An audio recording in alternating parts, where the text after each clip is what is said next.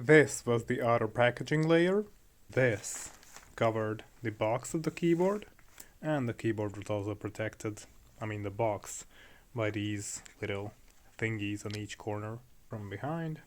Right side, left side, top, bottom.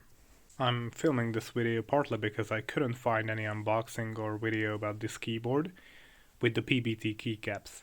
Let's get the boring stuff out of the way first. You'll get a USB A to C cable, no 90-degree stuff here. I'm gonna mainly compare this keyboard and this whole experience to the Keychron K8 Pro. That's why I mentioned the 90-degree cable, because that's what you get with the K8 Pro. And if I recall correctly, you get a similar keycap puller with the K8 Pro as well. Let's get a close-up of these switches. I'm gonna get them out of the bag. So these are box switches, as you can tell. And they're really smooth, as you could probably hear from other YouTube reviews already. You get two more. Now, on to the actually fun part. This color, I don't know how well my camera picks it up, but it's way darker than I was expecting it to be from the product images on their page. I've ordered from DrunkDeer directly. It looks better than I anticipated. Comparing it to the K8 Pro, this keyboard is a lot lighter. I had the K8 Pro without the aluminum side walls, so that keyboard was also just plastic for me. However, even with the plastic housing without the aluminum thingies, it was way heavier than this keyboard. I don't have a scale right now. You can probably Google the K8 Pro's weight and this keyboard's weight. I'm just telling you that it's not just the numbers, it does feel substantially lighter. Which could be a good thing if you're traveling, if you're a college student or something like that, and you're traveling to your dorm and back to your house and whatever. But yeah, it doesn't feel as light as a membrane keyboard, don't get me wrong, but it's a lot lighter than the K8 Pro. And it's also a lot more flexible. If I grab onto it from both sides and try to twist it, it does happen. With the K8 Pro, there was just ever so, it was really a small amount of movement I could get out of the K8 Pro, but I can really twist this keyboard. And also the surface finish and overall feel of the plastic feels like a lower quality than it was with the K8 Pro. Get a closer look on this sticker. You get 4 of these silicone like half dot feet.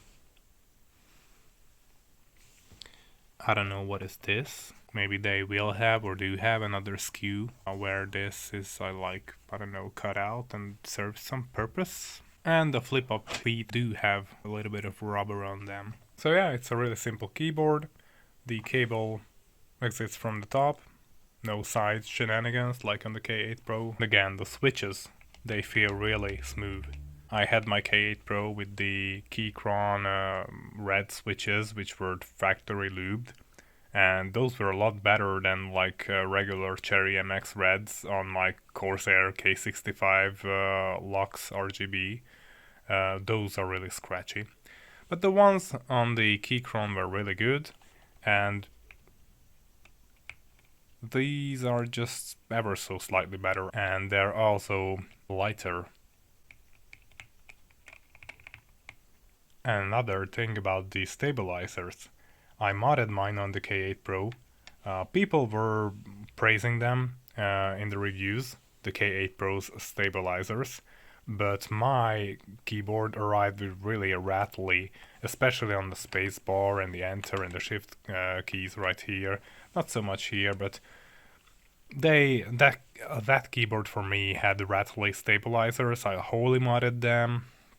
And I put tape on the PCB below the stabilizers, tape mod, I guess it's called.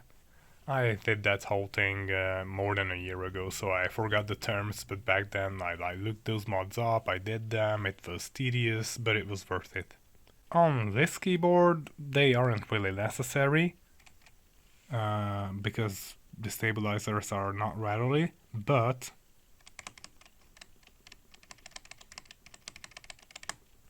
I don't know if you can tell. If I just tap on the top of the shift key or the spacebar or any stabilized key, I can tell that it's worse than my modded K8 Pro was, because the holy mod there prevented this. I guess you would also call this rattle.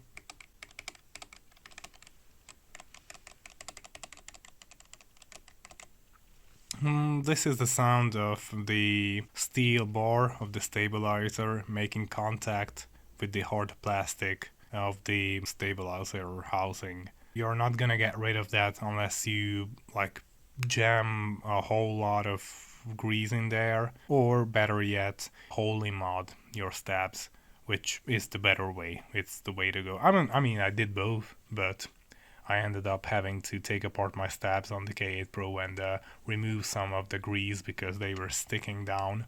So if you really want a better experience as far as the stabilizers go here, I would wholly mod them and maybe even tape mod them. These are not bad stabilizers from the get-go, but you could make them better. I was about to tell you about the knob, but I haven't had any keyboard with a knob like this before, so I have no thing to compare it to.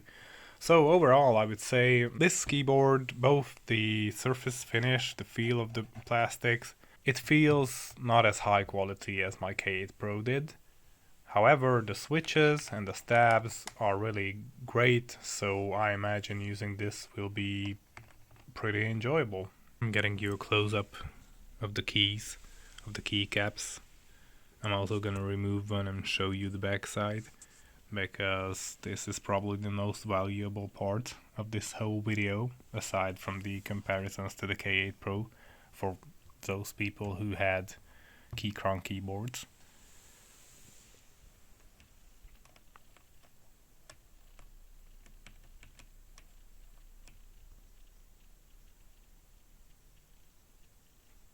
And we'll see, I'll see in a couple of hours, you'll see in a couple of moments how the backlight shines through them. So this is it with the light on in my room. It's a different room, by the way. Now I'm in the college dorm. And I'm gonna turn off the light. It's really shiny. Although you could see on the letter D, on some colors, even in this video, the injection mold way, you know what I'm talking about. It has a lot of different modes, but I'm just probably gonna set it to like a static white color because I'm boring like that. Yeah, there's a little bit of bleed through on the spacebar, on the enter key. This thing, the bleed through, is not as visible in person as it is on video. If I lower the brightness a little bit, does it go away? And on the lower brightness levels, yeah, it does go away. Feel free to post any questions you have in the comments, or if you want a faster answer, then go down into the description and you'll find a link to my Discord server and you can DM me there.